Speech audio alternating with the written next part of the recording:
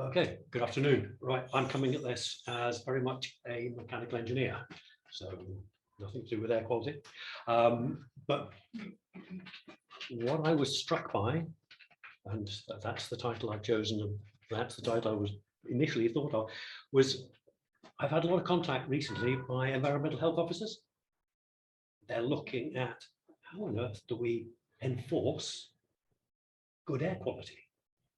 And so what became absolutely obvious to me was what COVID has done for us as mechanical engineers, as people who enforce the laws to provide good indoor air quality, what's it actually done for us? And it has done a phenomenal amount. So what I'll do is I'll fly through how we've ended up here because of COVID, and then then just suggest to you what's happened with respect to energy use, and so therefore the zero carbon agenda.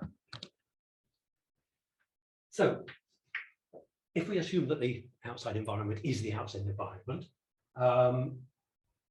indoor air quality is a function of ventilation. The amount of off-gassing you have, the amount of emissions inside a building, the greater the ventilation, the better the air quality.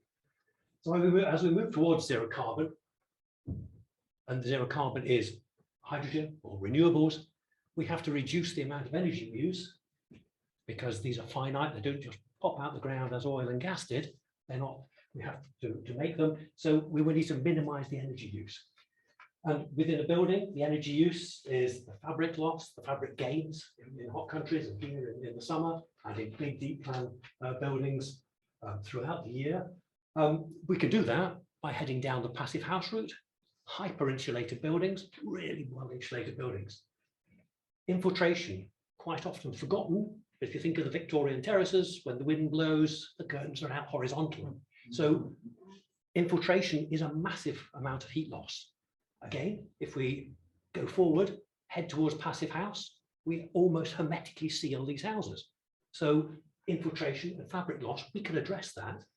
But ventilation is a thing that we can't really address because ventilation is driven by indoor air quality. We need the indoor air quality, so we can't reduce the amount of air. So this is the one that we've got to focus on. So what is the ventilation? What are the requirements of ventilation? We have two sorts of buildings, domestic and non-domestic in the building regulations. Non-domestic, the ventilation rate is set by the occupancy. We have litres per second per person. The building regs give you a few ideas about it, but CIBSE, the Chartered Institute of Building Services Engineers, provide a great long list of all the different types of buildings. But basically 10 litres per second per person is the ventilation rate in a non-domestic building. But quite often we have, well, okay, that's great for new build, but what about existing buildings? There's health and safety. There's the employer's, the building owner, the employer's requirements to provide a good indoor environment, which is where the environmental health officers come in. Bad internal environment, you can put enforcement notices onto a building operator, an employer, to make the internal conditions better. So we don't have to just look at the building regulations. We can actually look at existing buildings, and people have responsibility to keep the internal environment safe. Domestic is completely different. We have ventilation rates based on possibly occupancy, the number of bedrooms, or on the floor area, the amount of off-gassing that comes. So if you have a small 2-bedroom flat, the ventilation rate may be 17 litres a second for that flat. If you have a big penthouse flat, you may still have the 2 bedrooms, but it'd be 50, 60 litres per second because you've got a large floor area. So there's plenty of off-gassing. The trouble with the current building regulations is that they account for infiltration. So we assume infiltration. But as we make buildings more and more airtight, we refurbish, that ventilation is lost. So the 2022, yes, there's no account for refurbishment. The 2022 version of Part F of the building regs on ventilation, we're going to assume that we have a hermetically sealed building. So suddenly we have to provide all the ventilation through the means that we designed, be that natural ventilation or mechanical. And also there's a whole section now of the building regulations on existing buildings.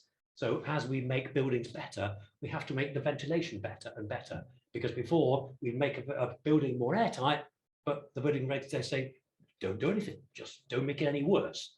But how do you not make it worse if you don't know about it? So the building regulations are getting better in this area. So ventilation, in mechanical ventilation, how do we use energy? There's no real other way of driving a fan than electricity. It has a motor, maybe a water wheel, but there's no way of doing that. So we have electrical power going to a motor to drive a fan. The fan uses energy. The rotational speed of a fan is directly proportional to the flow rate. What we tend to find is that ventilation is so badly regarded by mechanical engineers and by building owners that when they get to the ventilation installation and the design, the ductwork is reduce, save money, save space, whack it in, put the ceiling up, ignore it. So the pressure loss in the system is phenomenally high. And it's a squared relationship between rotational speed and pressure, but it's a cube relationship between rotational speed and energy use.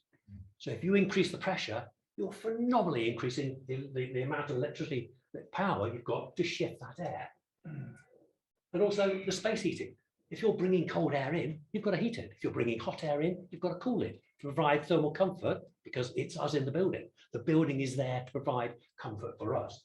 So there's quite a lot of energy use just associated with ventilation. Natural ventilation, think like we have here. Yep, like we have here, only the windows. Think perfect, free ventilation. It is, and it isn't, because we now control the ventilation, and we are not very good at controlling windows.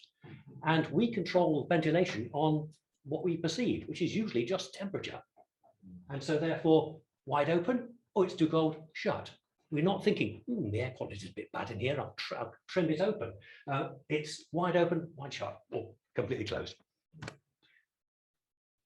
How did COVID break into all of this? And just those two diagrams that I nicked from the references there, just put it into absolute context. When we breathe, we release moisture in droplet form. And there's a whole range of sizes of droplets. And the large droplets here, they're not 10 microns, but here over 60 microns, they come out and they fall to the ground because gravity takes over. So within a metre and a half, most of the big stuff has hit the deck, which is where the 2 meters comes. So less than 60 microns, and it carries on. Greater than 60 microns, it's gone to the floor. The critical thing is this one, or these really. But if we look at the 3 microns, we think about that. Something of 3 microns sits in the air, still air, and takes an hour and a half to fall from there to there. It just hovers. So you think, wow, this is great. Nothing we can do about that with ventilation. But with this, suddenly, it's there. And it's there for an hour and a half. So suddenly, ventilation is critical for moving all of this out of the way. What we need to be careful of is that we all emit these particles, these droplets, at different rates depending on what we're doing. So I'm somewhere here, and these numbers are indicative. They're not absolute numbers. So breathing, talking, vocalizing, and talking, vocalizing, so singing, shouting, just sort of, you get the feel for the magnitude. And again, activity levels. You're sitting still, you're producing a certain amount of droplets, but if you're racing around, then it's a massive amount more. So you could see that this is governed by what we're doing, be that vocalizing or doing activity. So ventilation. And this was ironically the first diagram I grabbed. And this is the perfect situation, because here we're bringing the air in. And in engineering terms, we call this displacement ventilation. You're bringing the air in, the air gets around us, we're warm, it rises, and then it goes out. So all of these light droplets that would normally drift around are going vertically out and out through the extract system. Perfect. Trouble is, that's so rare. You can't make that happen. And architects and people love these diagrams. They're really good at putting little blue diagrams, a little red diagram. That's the way the air is going to go. And you can make the CFD model, which is modeling airflow. You can usually tweak the model to make the air go where you want. It's absolutely frightening. It's just a modeling exercise. What normally happens, and what's happening is here, is we have the ventilation coming in through the air, sorry, through the window, and it's all just mixing up. And annoyingly, it's not in this room. In the other room, we've got a load of these split coolers, multi-split coolers, and they're just recirculating the air. So all of our droplets that are hanging around for an hour and a half go into this. The fans in here are so pathetic, you can't put a filter on it. So they jet it out and mix it all up. So we're all getting each other's aerosols. And that's just the way it is. And so this is actually a hotel, but this is in a house. They're quite a big house. Just the air goes in, mixed in, heated, cooled, jetted back out again. So we're mixing all this ventilation. So ventilation has the potential to take everything away. It also has the potential to completely mix everything up. So what has the pandemic brought us?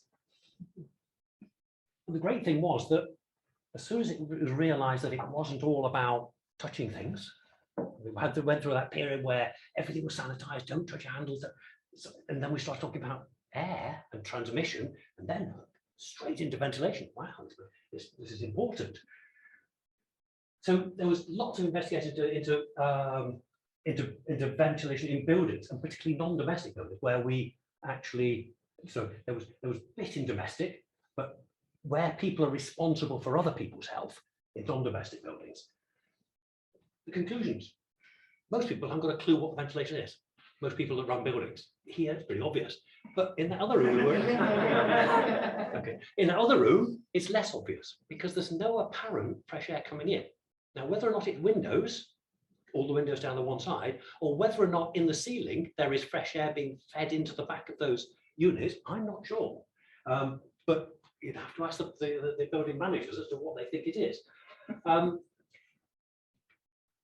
If we've got a mechanical system, we should be checking it. We should be recommissioning it. We should be know how much it's delivering.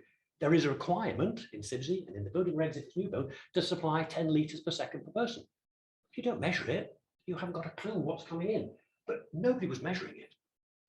And we're talking here small, medium enterprises, where you've got the big office blocks, you've got facility managers, and they look after the buildings. They will most hopefully go round and commission things, check things, change the filters. So it's the slightly less than the big, very big office blocks. Maintenance, atrocious, absolutely atrocious. Occupants in buildings like this hadn't got a clue what they were supposed to do. And I say we don't. We use the windows for thermal comfort. We don't use the windows to get rid of a smell because we're all in here and we're accustomed now to each other's smells. But it's when somebody walked in, they go, whoa, not nice, because we've got one window cracked open and it's not good, the ventilation radiator. There's a lot of CO2. The overarching conclusion was this, that the ventilation rate in so many buildings is so far below what it should be that it's just frightening. And Sage concluded, because they go, oh, well, you've got all these different levels of occupancy and different activity levels, then maybe we should have lots of different levels of ventilation. But they just said, no, if it meets the building regs, that's quite good. If it doesn't meet the building regs, we need to do something about it. The one thing I'd throw in there is if we go back to the flat that's really small, 2 bedrooms, the building regs is 17 litres per second for that flat. If you've got a decent sized living dining area, then you'd put 9 litres into there. So this is the guy commissioning it. So that leaves you 8 litres. You've got 2 bedrooms, you put 4 litres into there and 4 litres into there. 2 bedrooms, you put 2 adults into one of the bedrooms, you've now got 2 litres per second per person all night. That's the building regs. So we've got non-domestic at 10, and a house you're allowed to get away with 2.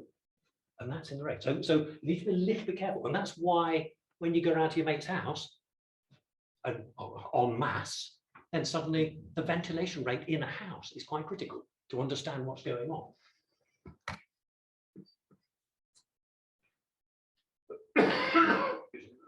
So out of all of that, massive media campaign. I say, I've never heard ventilation talked about on the news. Suddenly it was all over the news, the evening news, people talking about ventilation, people talking about fans or windows.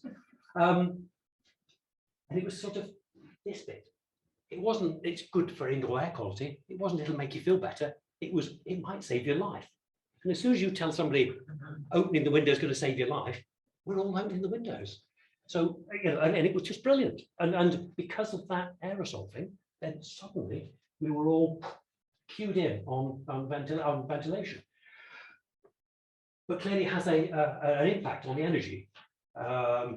Mechanical ventilation, sorry, natural ventilation, open windows. Mechanical ventilation, and I'm not sure what's going on in the other room, but if you're supplying full fresh air, then that's the advice, keep that full fresh air. But there are some very big buildings, full air handling plant, where they take the air back out of the rooms, they mix it all up with a little bit more fresh air and put it back into the rooms. So those things, you cannot supply 100% fresh air because the plant isn't capable of doing that. But the advice was lots of natural ventilation, full fresh air, or as full fresh air as you can. And what really came out of it was, how do we know if the ventilation is good? If you can measure it, fine, measure it. If you can't, measure the CO2. We all give out CO2. The rate of emission of CO2 from a person is relatively well known.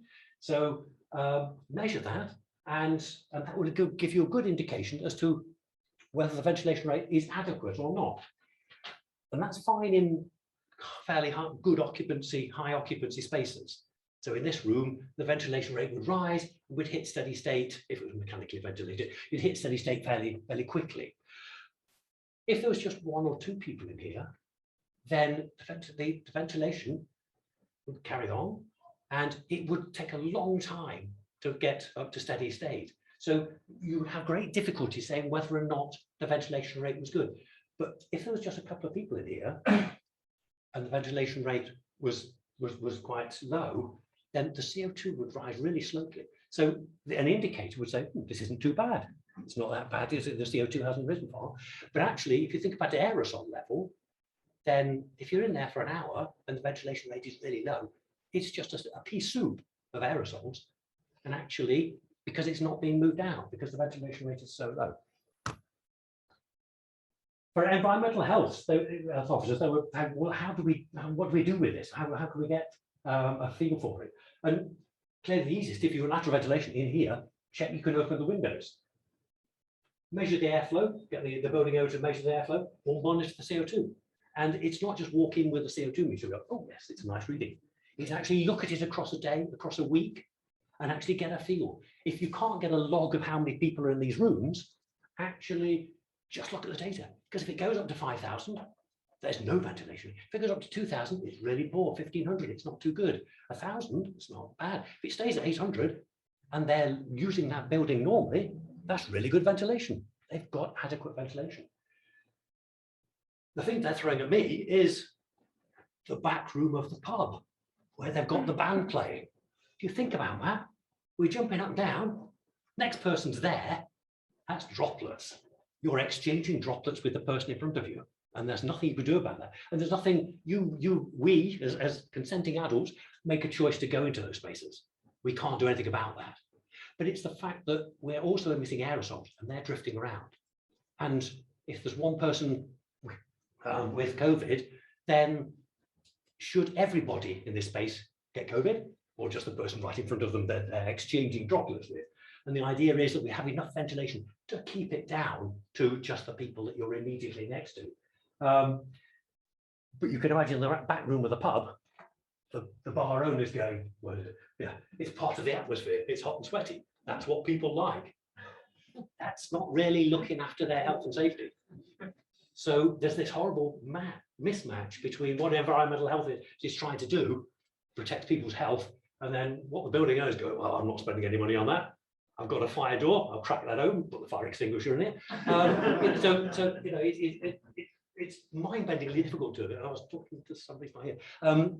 The Scottish government are putting 25 million into helping SMEs assess if they've got adequate ventilation and then go and take the paint off the windows so they'll open and put a fan in, an extra fan. Just do something to get these buildings back into use safely. Yeah, a couple of minutes. Couple of minutes. Okay. I've got some European partners that suddenly appeared on my doorstep going, we need some advice on fans. And I said, okay, fine. And so I gave them some really nice fans, really quiet fans. They said, no, we want them for 10p. Okay.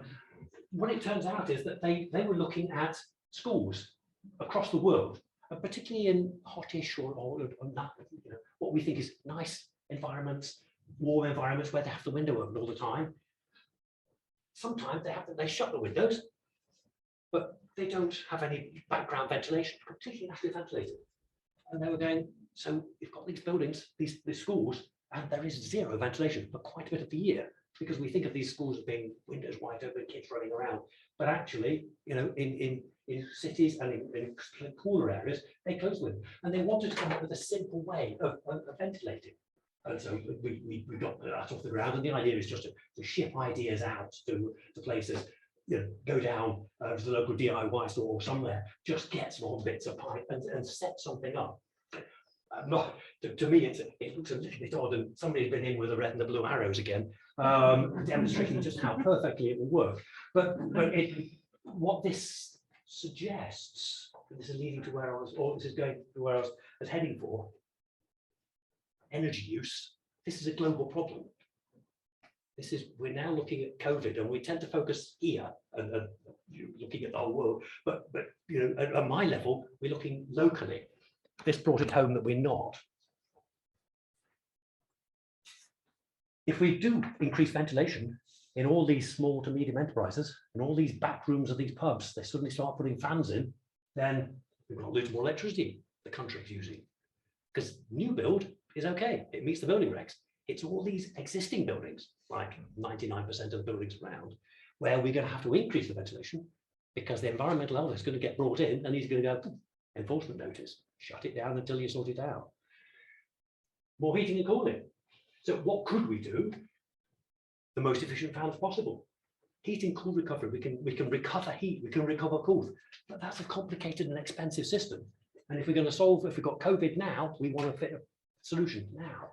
So this is looking further forward.